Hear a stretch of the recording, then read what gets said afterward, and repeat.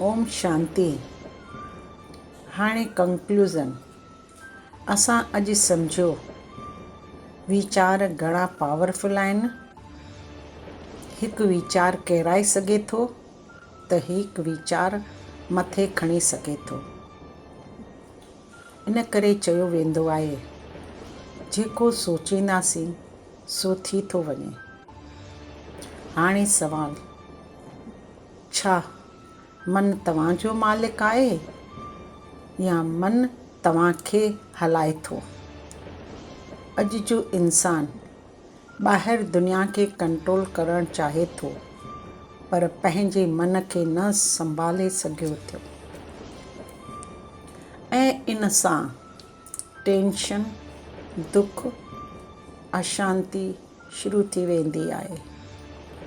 Solution सिधो आहे, वीचार बदिलियो, जीवन बदिलिजी वेंदो। हाणे हर फील्ड जे लाइ हिकु line. Let's think about this carefully. Every question you ask brings you one step closer to understanding. Student लाइ ध्यानु भटकण न ॾियो, वीचार गोल ते रखो। हाउस वाइफ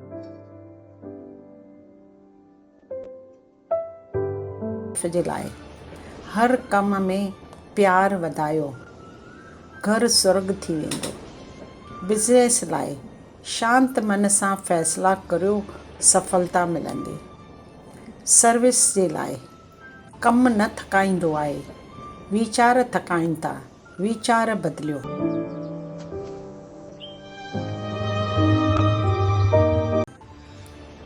हाणे मेडिटेशन। अखि बंदि करियूं, मन खे ॿाहिरि जी आवाज़ खां परे करियूं। मन हिकु शांत स्वरूप आत्मा आहियां। मुंहिंजे अंदरि शांती, ख़ुशी, ताक़त आहे। मां पंहिंजे वीचारनि खे ॾिसां पई। मां मन जी मालिक आहियां। हाणे मां सिर्फ़ु पॉज़िटिव, पावरफुल वीचार चूंडींदसि। मन शांत थी रहियो आहे, गहरी शांती, मौन। मां शांत आत्मा आहियां। मां शक्ति स्वरूप आत्मा आहियां। ओम शांति शांति शांति।